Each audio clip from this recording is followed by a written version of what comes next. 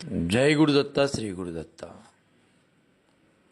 మౌనం అంగీకార సూచకం కాదు, అలా అని పలాయనవాదానికి సంకేతము కాదు. అది స్వచ్ఛతకు నిదర్శనం, ప్రశాంతతకు చిహ్నం, నిశ్చలమైన ఆనందాన్ని అందించే ప్రక్రియ. మాట్లాడటం సులభమే, మాట్లాడకుండా ఉండటం అంత తేలిక కాదు. నిమిషాలు గంటలు మౌన నిద్రలో ఉండగలమా? బయటికి మౌనంగా ఉంటే సరిపోద్దు, లోపల కూడా నిశ్శబ్దంగా ఉండాలి. మనస్సు కూడా ఏ అధ్యయనం చేయకుండా ఉండాలి. అదే నిజమైన మౌనం.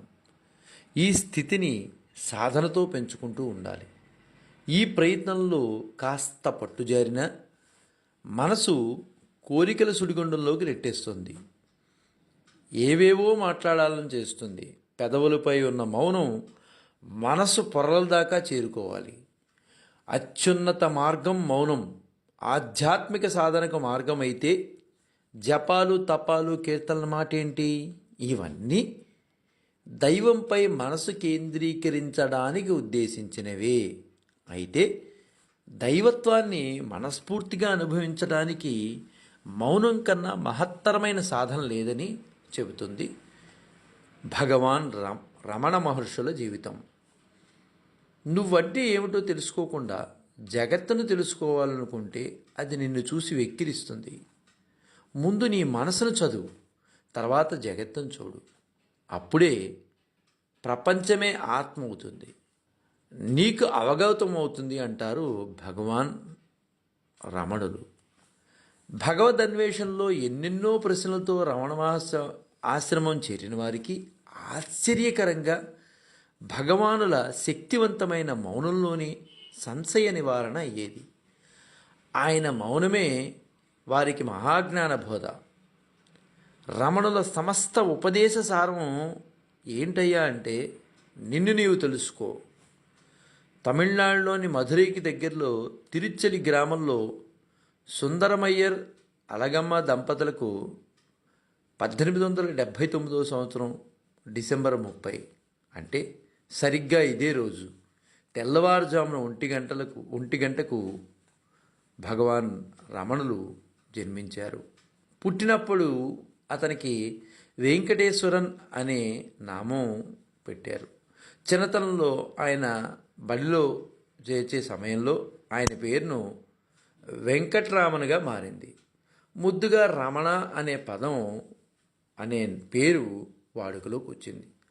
చివరగా అదే పేరు నిలబడింది. భారతీయ ఆధ్యాత్మిక చరిత్రలో 1896 సెప్టెంబర్ 1వ తేదీ పరమ పవిత్రమైన తేదీ. భగవాన్ రమణ మహర్షి అరుణాచల క్షేత్రాన్ని, అంటే తిరువన్నామలై పుణ్యక్షేత్రాన్ని చేరుకున్నారు. అప్పటికి ఆయన వయసు 17 సంవత్సరాలు. అరుణాచలేశ్వర ఆలయంలో తనను తాను సమర్పణ చేసుకున్నారు. తదనంతర కాలంలోనే ఆయన అక్కడే గడపడం మొదలుపెట్టారు.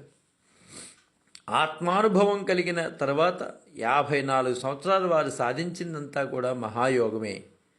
అక్కడి కొండ గుహల్లో ధ్యానం చేసుకుంటూ మౌనస్వామిగా పేరు పొందారు. విరూపాక్ష గుహలో ధ్యాన నిమగ్నుడై ఉన్న ఈ బాలయోగిని కావ్యకంఠ గణపతి ముని సందర్శించుకుని తనను చిరకాలంగా పట్టి పీడిస్తున్న ఎన్నో సందేహాలు తీర్చుకుని ఆయనకు రమణ మహర్షిగా నామకరణం చేశారు. అప్పటి నుంచి దేహాన్ని చాలించే వరకు రమణ మహర్షి ఆ ప్రదేశాన్ని వీడి ఎక్కడికి వెళ్ళలేదు.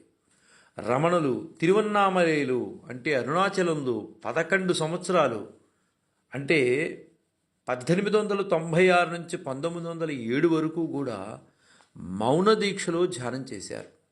రమణులు 1896, 1922 మధ్య కొండపైనే ఉండి విరూపాక్ష గుహలో స్కందాశ్రమంలో గడిపారు.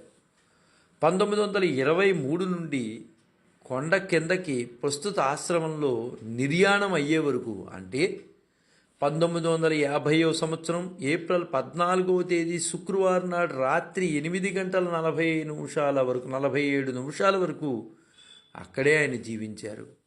జరగవలసింది జరగక మానదు, జరగకూడనిది ఎంత ప్రయత్నించినా మనం అనుకున్నట్లు జరగదు.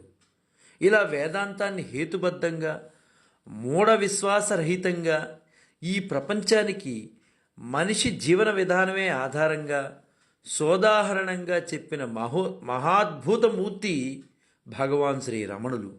అటువంటి మహనీయుడు రోజునైనా ఒక్కమారు ఆ రమణుల పేరును తలుచుకున్నాం, తరిద్దాం. జై గురుదత్త, శ్రీ గురుదత్త, శ్రీపాద శ్రీవల్లభ చరణదాసుడు, మానికొండ రాజశేఖర శర్మ, రాజమహేంద్రవరం.